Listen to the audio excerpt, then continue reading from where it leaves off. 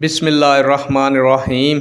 अस्सलातु वस्सलामु अलैका या रसूल अल्लाह व अला आलिका व अस्हाबिका या हबीब अल्लाह। अस्सलामु अलैकुम मुअज़्ज़ज़ नाज़रीन सामीन।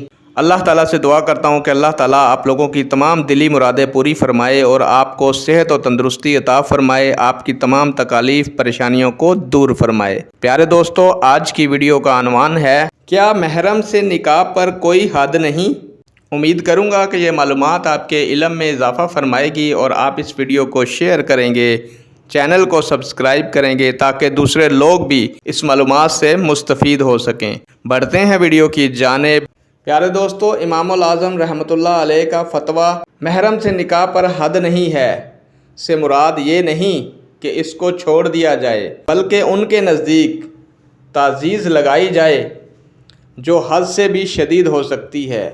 इमाम अबू हनीफ़ा रहमतुल्लाह अलैह के नज़दीक हद नहीं है, लेकिन शदीद सज़ा बतौर ताज़ीर है, लेकिन फ़तवा आइमा सलासा और साहिबीन के कौल पर ही है।